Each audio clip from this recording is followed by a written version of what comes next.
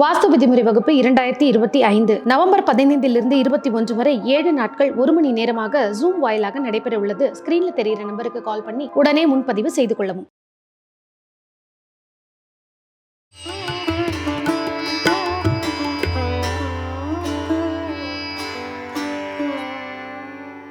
அடுத்ததாக சிம்ம ராசிக்காரர்களுக்கு 2026 என்ன மாதிரி ஒரு மாற்றம், ஏற்றம், எதுல ரொம்ப கவனமா இருக்கணும், எது அதிர்ஷ்டமா இருக்கும்?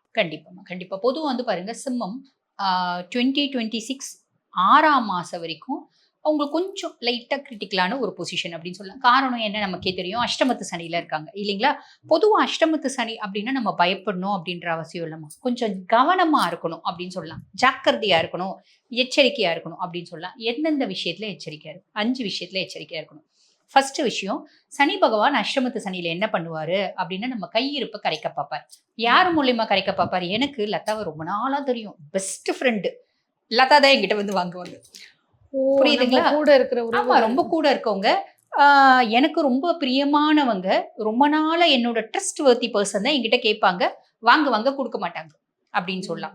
ஓகேங்களா. அந்த மாதிரி ரொம்ப நம்மளால இல்லைன்னே சொல்ல முடியாத பர்சனால கரைப்பாரு, கையிருப்பை கரைக்க பார்ப்பாரு. அதுல கொஞ்சம் கவனமா இருக்கலாம். அதான் என்கிட்ட இல்லப்பா, நீங்க என்ன பண்ணுங்க, வெளியே கூட வாங்கிக்கோங்க, நான் வட்டி கொடுத்துட்றேன் அப்படின்னு சொன்னா நான் வந்து ஸ்பேர் ஆவேன் அப்படின்னு சொல்லலாம்.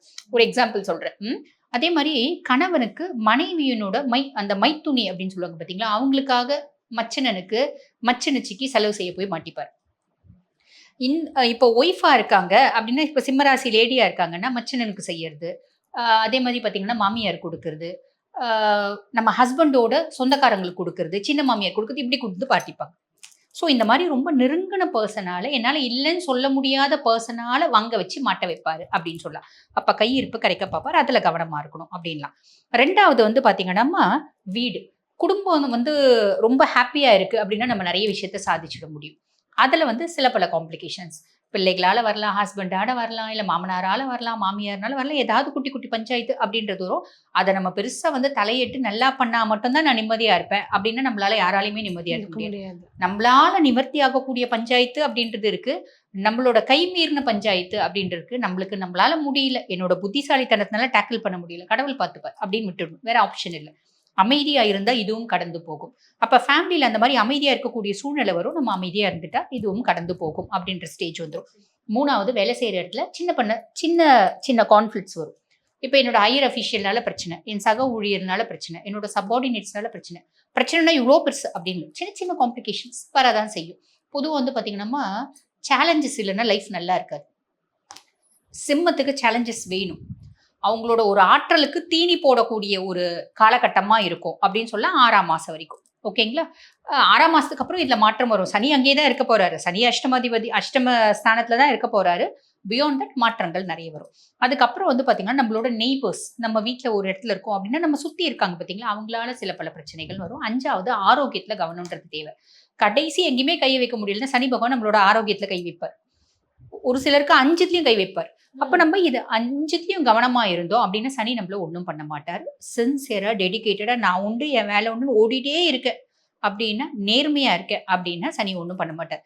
இந்த ஓடிட்டே கூட இருக்கிறது எல்லாம் செஞ்சுடுவாங்கம்மா. நேர்மையா இருக்கணும்ன்றது நிறைய பேரால முடியறது இல்லை. அது ஒன்று இருந்தா போதும், சனியை ஓவர்டேக் பண்ணிக்கலாம். ரொம்ப சிம்பிள்.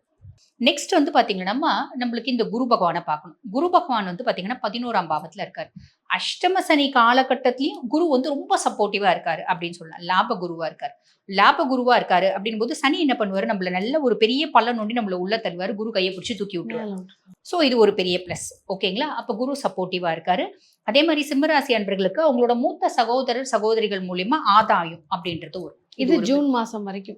ஜூன் மாசம் வரைக்குமா இந்த பலன் ஃபர்ஸ்ட் ஆஃப்க்கு. ஓகேங்களா. அதுக்கு அடுத்து ராகு கேது பாக்குறோம். ராகு வந்து 7ஆம் பாவம். ஐயோ, 7ஆம் பாவத்து ராகு வச்சு எங்க மனைவி பார்ட்னர். ஆமா, பார்ட்னர்ஸ்னால பெரிய பஞ்சாயத்து நடக்குமே, என் மனைவிக்கும் எனக்கும் பெரிய பஞ்சாயத்து நடக்குமே, என்னோட பிசினஸ் பார்ட்னர்ஸ்க்கும் எனக்கும் பெரிய பஞ்சாயத்து நடக்குமே, அதெல்லாம் கவலைப்பட வேண்டாம். காரணம் என்ன அப்படின்னா, குருனோட பார்வை இருக்கு, குரு சண்டால யோகம் இருக்கு. ஆனா ராகு 7 அப்படின் போது இன்னொரு நல்ல விஷயமும் நடக்கும். நம்மளோட லைஃப் பார்ட்னர்னால நம்மளுக்கு ஒரு பெரிய வருமானம் வரதுக்கு வாய்ப்பு உண்டு. இப்ப சிம்மராசி ஜென்னா இருக்காங்க அப்படின்னு ஒய்ஃப் வந்து பெரிய பணக்கார வீட்டு பொண்ணா இருக்கலாம், அவங்க அப்பா அம்மா அவங்களுக்கு சொத்து கொடுக்கலாம், அப்படியும் நடக்கும். பார்ட்னர்ஷிப் கன்சர்ன் வச்சு நடத்துறேன், என் பார்ட்னருக்கும் எனக்கும் பெருசா ஒத்து வர்றது இல்லை, ஆனா அவன் இன்வெஸ்ட் பண்றான், அவன் இன்வெஸ்ட் பண்ணிட்டே இருக்கான், அவங்க கிட்ட நிறைய காசு இருக்கிறதுனால நான் அட்ஜஸ்ட் பண்ணிட்டு போறேன், அப்படியும் நடக்கும். ஸோ இது ஒரு பெரிய பிளஸ் இல்லைங்களா. மைனஸை பத்தி கவலைப்பட வேண்டியதுல குரு பார்வை இருக்கு. கேத்து 1ஆம் பாவம்.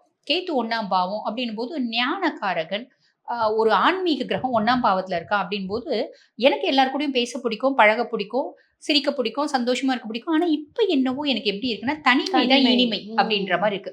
எனக்கு ஒரு காலம் தனிமை தான் கொடுமை. ஆனா இப்ப எனக்கு தனிமை தான் இனிமையா இருக்கு அப்படின்ற ஒரு சிச்சுவேஷன் வரும். என்ன நான் யாரு அப்படின்றத ரியலைஸ் பண்றேன் அப்படின்றது. இது ஒரு நல்ல விஷயம் தானே. நான் எனக்கு கோயில் போணும், சுவாமி கும்பிடணும், ஜீவ சமாதி போணும் அப்படின்ற எண்ணம்லாம் வரும் அப்படின்னு சொல்லலாம். இது எல்லாமே பிளஸ்மா. அப்ப நம்மளுக்கு வந்து பாருங்க 1 இந்த 6ஆம் மாசம் வரைக்கும் எப்படி இருக்கு அப்படின்னா 1/6/2026 வரைக்கும் இதுதான் பலன். 1/6/2026 குரு பயிற்சி அவரு. இரவு 11 மணி போல மிதுனத்துல இருந்து கடகத்துக்கு பயிற்சி அவரு. கடகத்துல வந்து பாத்தீங்கன்னா உச்சம் பெற்று உட்கார்றாரு. இதனால என்ன அப்படின்னா கடகம் வந்து பாருங்க சிம்மத்துக்கு 12ஆம் பாவம். 12ஆம் அயன சயன போஜன மோட்ச விரயஸ்தானம். அப்ப மறைவு ஸ்தானத்துல குரு போய் உட்கார்ந்துட்டாரு. பெருசா கவலைப்பட வேண்டியதில்லை. நல்லா சாப்பிடுவேன், நல்லா தூங்குவேன், நல்ல கம்ஃபர்ட்டா இருப்பேன். ஓகேங்களா. சுப செலவுகள் அப்படின்றது நிறைய செய்வேன். சுப செலவுகள் என்ன?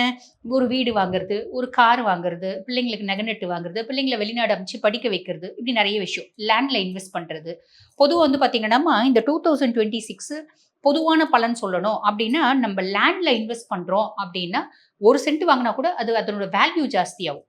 எல்லா ராசியுமே லேண்ட்ல இன்வெஸ்ட் பண்ணலாம். பன்மடங்கு லாபம் பெருகும் அப்படின்னு சொல்லலாம். கோல்டும் அப்படிதான் இருக்கு. ஆனா கோல்ட்ல இன்வெஸ்ட் பண்ற மாதிரி இல்ல இல்லைங்களா. ரொம்ப ரேட் இருக்கு. கோல்ட்லயும் இன்வெஸ்ட் பண்ணலாம். முக்கியமா லேண்ட்ல இன்வெஸ்ட் பண்ணலாம் அப்படின்னு சொல்லலாம். சரிங்களா. சரி. இப்ப இந்த 12ஆம் பாவத்துல இருக்கவர் சுப செலவு அப்படின்றதை ஏற்படுத்துவாரு. அது ஒரு பெரிய பிளஸ். அதுக்கும் மேல அவரோட உச்ச பார்வை அப்படின்றது 4, 6, 12ல இருக்கு. சுப தாயார் ஸ்தானத்துல குருனோட பார்வை. எனக்கு ஏதோ ஒரு விதத்துல என்னோட கம்ஃபர்ட் ஜோன் அதிகமாகுது. நான் வந்து ஆல்ரெடி எனக்கு வசதி தாங்க. நான் வந்து ஒரு கார் வச்சிருக்கேன், வீடு வச்சிருக்கேன், வாசல் வச்சிருக்கேன், தோப்பு துறவு வச்சிருக்கேன். நான் நல்ல சௌரியமா தான் இருக்கேன். அந்த வசதி இன்னும் பன்மடங்கா பெருகுது. என்னோட கம்ஃபர்ட் ஜோன் இன்னும் அதிகமாகுது. இதெல்லாம் இருந்தாலும் எனக்கு சாப்பாடு இல்லாம நான் கஷ்டப்பட்டேன். என் ஒய்ஃப் வந்து பிள்ளைங்களோட போய் உட்காந்து சாப்பாடு செஞ்சு போட்டுருந்தாங்க. இப்ப இந்த காலகட்டம் என் ஒய்ஃப் வந்துட்டாங்க. எல்லாமே இருக்கு. நல்ல சாப்பாடும் இருக்கு. பொதுவா ஒரு வார்த்தை சொல்லுவாங்க பார்த்தீங்களாம்மா? அதாவது நல்ல காசு பணம் இருந்துட்டா மட்டும் உங்களுக்கு மகாலட்சுமி கடாட்சம் இருக்கு அப்படின்னு அர்த்தம் இல்ல. அந்த காசு பணத்த அனுபவிக்கிறாங்க பார்த்தீங்களா? அவங்களுக்கு தான் மகாலட்சுமி கடாட்சம் இருக்கு அப்படின்னு அர்த்தம். அந்த அந்த மாதிரி ஒரு மகாலட்சுமி கடாட்சத்தை ஏற்படுத்துவாரு அப்படின்னு சொல்லலாம். எனக்கு எல்லாமே இருக்கு. ஆனா அனுபவிக்கல அப்படின்னாலும் எல்லாமே இருக்கு. நோய்வாய்ப்பட்டிருக்கேன். எல்லாமே இருக்கு. எனக்கு நாட்டம் இல்ல. இப்ப எனக்கு அனுபவிக்கணுன்ற நாட்டம் வந்திருக்கு. சாப்பிடணுன்ற எண்ணம் வந்திருக்கு. நல்லா தூங்குறேன். இதெல்லாம் ஒரு பெரிய பிளஸ் இல்லைங்களா? இதெல்லாம் வந்து குரு பகவான் ஏற்படுத்துவார். அம்மாக்கும் எனக்குமான உறவு நிலையில வந்து பாத்தீங்கன்னா ஒரு முன்னேற்றம். நானும் எங்க அம்மா ரொம்ப ஒத்துமையா தான் இருந்தோம். திருமணம்னு ஒண்ணு நடந்துச்சு. என் மனைவிக்கும் எங்க அம்மாவுக்கும் ஒத்து வரல. எங்க அம்மா என்னை விட்டு விலகிட்டாங்க. இந்த காலகட்டம் குரு வந்து பாத்தீங்கன்னா எப்பயுமே உறவுகளை இணைச்சு வைப்பாருமா. ஸோ அம்மாக்கும் எனக்குமான உறவு முறையில நல்ல முன்னேற்றம் இருக்கு. அம்மா முன்னே எனக்கு எப்படி சப்போர்ட்டிவா இருந்தாங்களோ இப்பயும் இந்த மாதிரி சப்போர்ட்டிவா இருக்காங்க. இது ஒரு பெரிய பிளஸ். 6ஆம் பாவம் ருணரோக சத்ருஸ்தானத்தை பார்க்குறேன். பெருசா எனக்கு எதிரிகள் சிம்மம் இருக்கிறதுக்கு நிறைய வாய்ப்பு உண்டு. ஏன்னா எதுவா இருந்தாலும் நான் வெட்டு 1 துண்டு 10. அதுதான் சிம்மம், துலாம், விருச்சிகம் எல்லாம். அப்ப நான் வந்து எதுவா இருந்தாலும் டைரக்டா பேசுவேன், நடிக்க மாட்டேன், செல்ஃப் ரெஸ்பெக்ட விட்டு கொடுக்க மாட்டேன். நான் வந்து மத்தவங்களுக்காக நெளிஞ்சி சுளிஞ்சி அப்படியெல்லாம் கெமிலியோனெல்லாம் மாற மாட்டேன். அப்படின்ற பட்சத்துல பகையாளிகள்ன்றது இருக்க தானே செய்வாங்க. பகைவர்கள் அப்படின்றது வளர தானே செய்வாங்க. பியாண்ட் தட் குருனோட உச்ச பார்வை இருக்கிறதுனால பகையாளிகள், பகை அப்படின்றது இருக்காது. எதிரிகள் அப்படின்றது காணாம போவாங்க. நோயில இருந்து ஒரு விமோச்சனம், கடன்ல இருந்து ஒரு விமோச்சனம் அப்படின்றது இருக்கும். 8ஆம் பார்வையை பார்க்குறாரு. இப்ப சிம்ம ராசி லேடி நான். எங்க ஹஸ்பண்ட் ரொம்ப நாளா ஹாஸ்பிட்டல்ல இருக்காங்க. 8ஆம் பார்வையை குரு பார்க்குறாரு. ஹஸ்பண்ட்க்கு நல்ல ஒரு இம்ப்ரூவ்மெண்ட் இருக்கும். ஹஸ்பண்ட் ஹாஸ்பிட்டலைஸ்டா இருக்கவரு. நல்ல இம்ப்ரூவ்மெண்ட்னால வீடு வந்துருவார். என்னோட மாங்கல்ய பலம் அப்படின்றது கெட்டி குரு பகவான் ஏற்படுத்தி கொடுத்துருவார். புரியுதுங்களா? சோ இதெல்லாம் ஒரு பெரிய பிளஸ் அப்படின்னு சொல்லலாம். அப்ப இப்போ வந்து மைனஸ் எது? இன்னொன்னு என்னன்னா இந்த குருவனோட பார்வை வந்து பாருங்க. இப்ப 1/6/2026ல இருந்து குருவனோட 9ஆம் பார்வை சனி மேல படியுது. இதுதான் ஒரு பெரிய ரிலீஃப் நம்மளுக்கு வந்து சிம்மராசி அன்பர்களுக்கு. ஏன்னா அஷ்டம சனி கெடுக்கிறதுக்கு கரெக்டா காத்துட்டு இருக்கான். குருவனோட பார்வையினால அவனால கெடுக்க முடியாது. அப்ப சனியினோட ஒரு கிடுக்கு புடியில இருந்து ரிலீவ் ஆகுறாங்க. சோ பெரிய பிளஸ்மா இது அப்படின்னு தான் சொல்லணும். இப்ப சிம்மத்துக்கும் பாத்தீங்கன்னா ஆல் ஓவர் எவ்வளவு மார்க்ஸ் கொடுக்கலாம்? 75% போடலாம். 75% இந்த நியூ இயர் அவங்க நீங்க சொன்ன ஸ்டெப்ஸ் எல்லாம் ஃபாலோ பண்ணும்போது அவங்களுக்கு 2026ன்றது ஒரு பாசிட்டிவா இருக்கும். தசையும் நல்லா இருந்தா 100% போட்டுடலாம். சூப்பர். என்ன வழிபாடு பண்ணிக்கலாம்? பொதுவாவே வந்து பாத்தீங்கன்னா சிம்மன் சூரியனையே வழிபாடு பண்றது நல்லதுமா. இவங்க சூரிய வழிபாடு ஒண்ணும் இல்லாம 108 சூரிய போற்றி படிக்கலாம். இல்ல ஆதித்த ஹிருதயம் அப்படின்ற ஒரு மந்திரம் இருக்கு. அதை பாராயணம் பண்ணலாம். இவங்களுக்கு வந்து சக்சஸ் அப்படின்றது வந்துட்டே இருக்கும் அப்படின்னு சொல்லலாமா. அருமை.